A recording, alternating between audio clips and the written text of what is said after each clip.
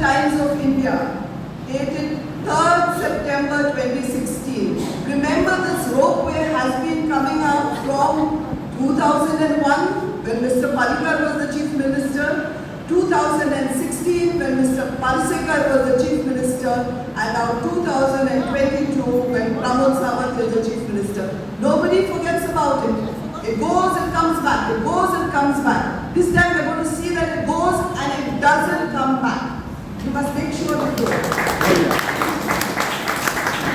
What is said in the paper? The government will not invest in the project. Very good.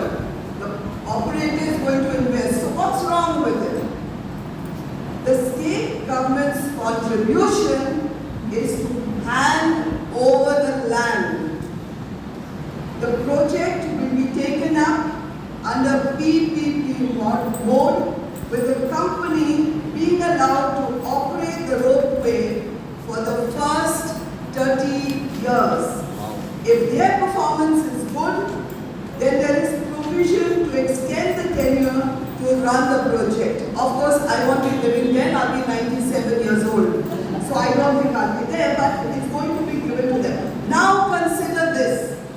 The total area of the land, as I told you, is 38,571.69 square meters.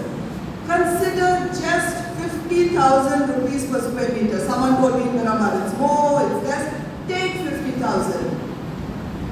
So, you are giving away land to the operator, which is coming to 38,000 into 50,000, 192 crores, 8,515,000. This is what you are giving.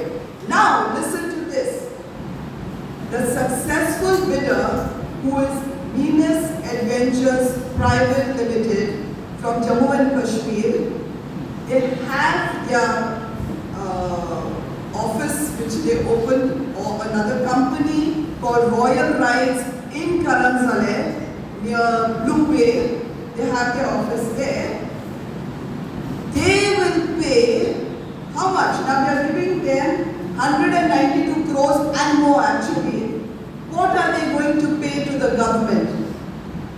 1.8 crore. 1.8 crore only to the government. This is robbery, if you ask me. Real robbery. The government will share 5% of its gross income with the state government as revenue.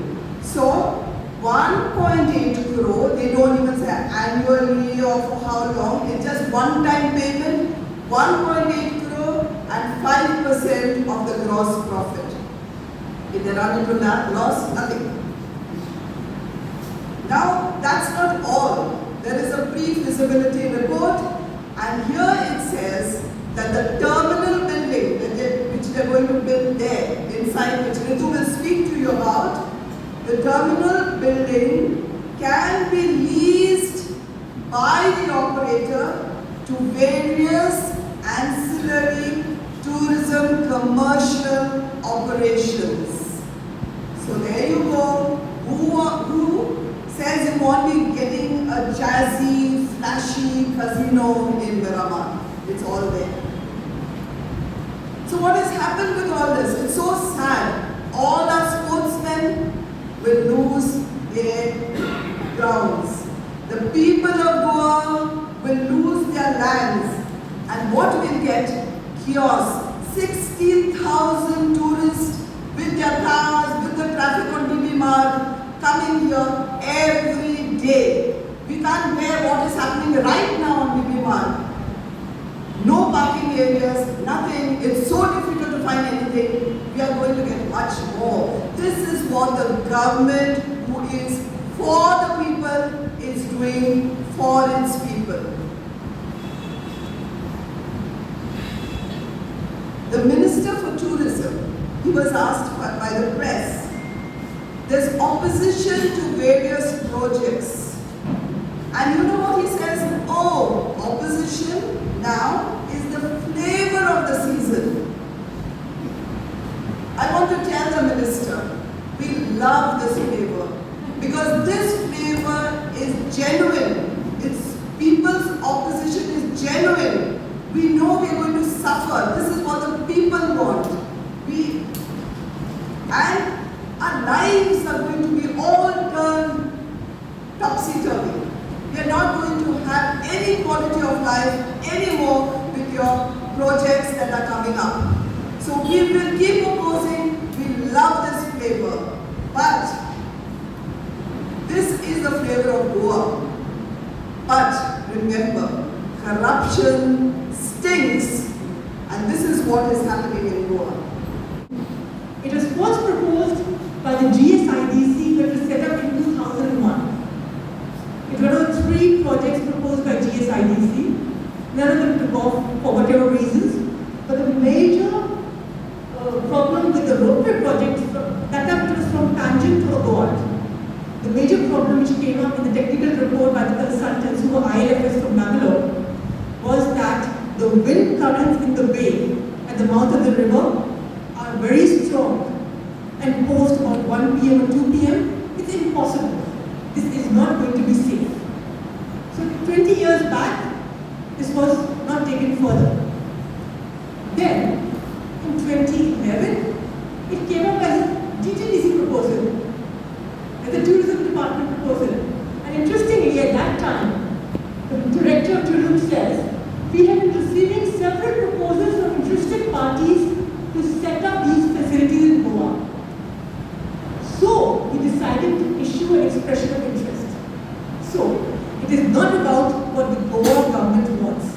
It's not what the planning authorities want in Goa for the development of Goa. It is what somebody sitting outside says, Goa is a nice place. I want to put this project here. I'm dangling this carrot with a few crores. And the company says, yes, we will put it in Goa. So is this the kind? This is what we are against. Please plan for the development of Goa. Plan tourism, and everybody said, which keeps the ethos of Goa and its people, not something which is so external. Okay, so I don't know what really happened in 2011, why this didn't happen. Then, in 2015, it came up with a proposal from the Investment Promotion Board. So what they're trying is waiting for people's memories to go small and trying it through different corporations, departments, somewhere it will pass through. So this proposal came up in 2015. Then in 2016, it was given on a design, build, finance, operate and transfer basis to Royal Rights. At that time, 2 things happened.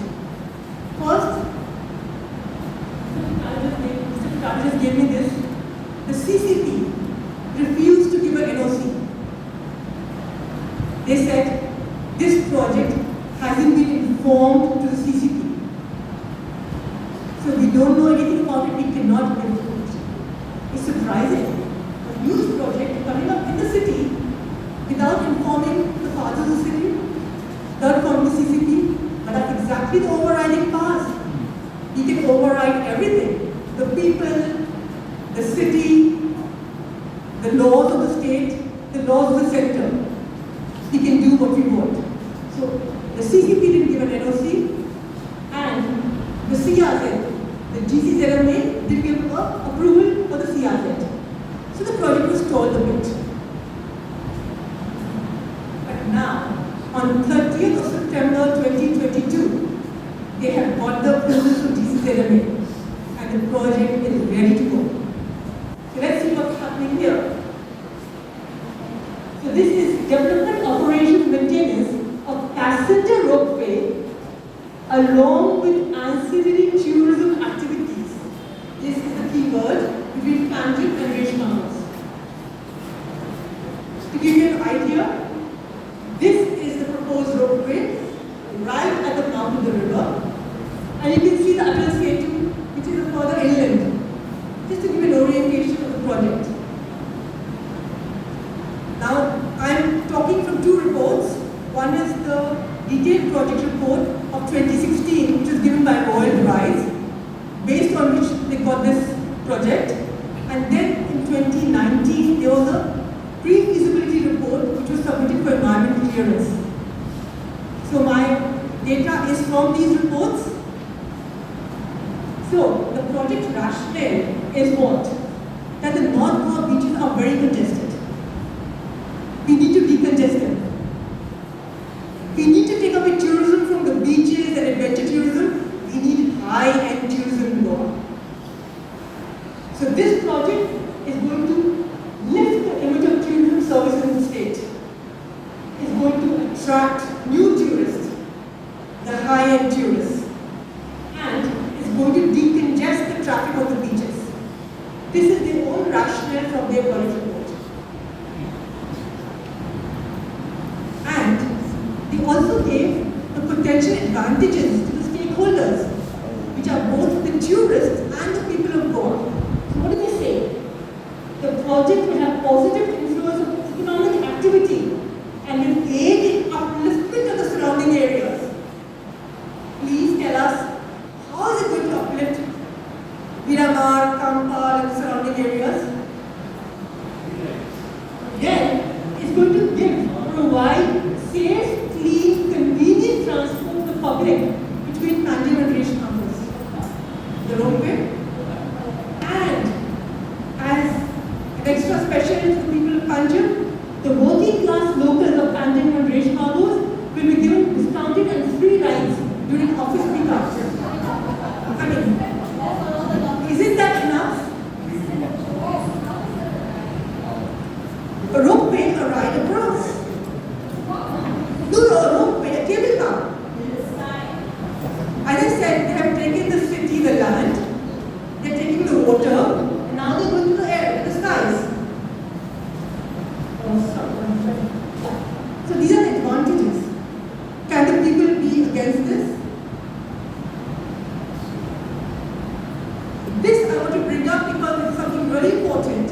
They talk about technical design, considerations, technical details, where they talk about the length, which is about 1.2 kilometers length. They talk about, all the technicalities of the gondola system, the cable car, etc., etc. There is only one line. It talks about wind pressure. This is the only reference in the whole report.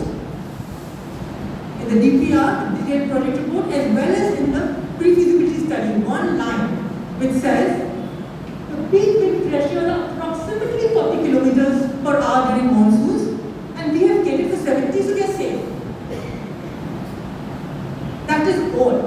Nothing more to show us how have they catered. So have they really considered the wind factors? We were really concerned. We wanted to get some more information. We are in the process of doing that, but we spoke to some scientists, retired scientists from NIO, just to understand what this means. And they said, until C2, carries a wind velocity warning, two-wheelers are not allowed in it because of that.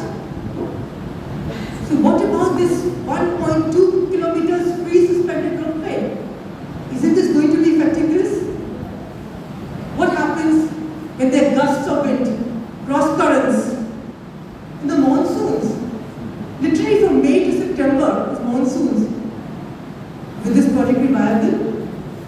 And where are the studies, the technical reports which have shown simulations and models which show how will it work in terms of gusty winds, the cables in a corrosive environment, uneven loading? Nothing. We need to ask for all these things. We need to ask the government, we need to show all these things. Now the government of Goa is proposing that they're going to have a public hearing on the ropeway project. I don't know how many of you are aware of it. It came in the papers. So when this public hearing comes, I think all of us need to be there. We need to do a bit of research ourselves so we can ask the relevant, pertinent questions. Say, the estimated traffic in the first year is about 2.5 to 3 million people. 2.5 to 3 million people. Let's assume half will come to Panaji and half will go to Rishma goes. So we're talking about 1.5 million people per year coming into Panaji.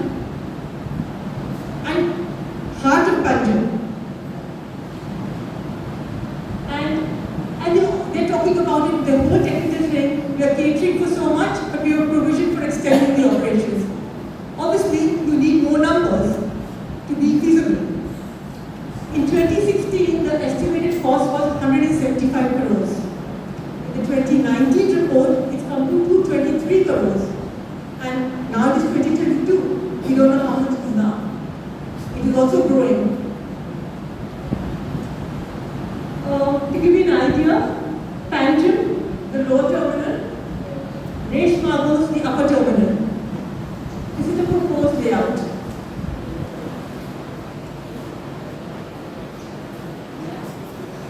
This is the upper terminal Miramar. This is Kamutat land. It's a huge plot of about 30,000 square meters, out of which 8,000 has been given to the tourism department for this project, by the Kamutat Railroad, Miramar. And they're going to change the zone to settlement. I am not going to talk in detail about this terminal because there are a lot of issues over here regarding access, slope, construction problems, everything. But that's another story. I'm going to focus on the Panaji terminal.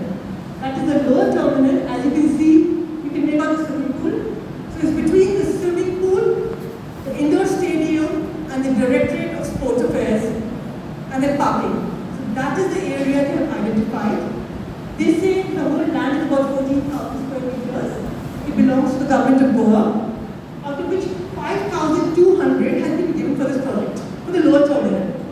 That is for the building, and 400 square meters by the waterfront has been given for the tower. And interestingly, in their project, what do they say? This area, talking about this area, due to overlap of mixed-use activities, the location often faces traffic congestion problems.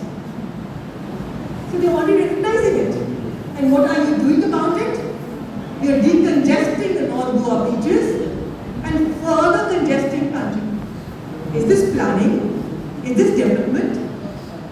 Something is wrong. So I think we all have to wake up and do something about it. Spread the message to those who have not come today, because there are a lot of people in Miramar. I think they should all know, not only Miramar, Santines, wherever, we are going around and making our presentations. We are going to the people. We hope people will wake up. So I think if we can get people, get numbers, it is worth marching to his office. As the people of Panaji are demanding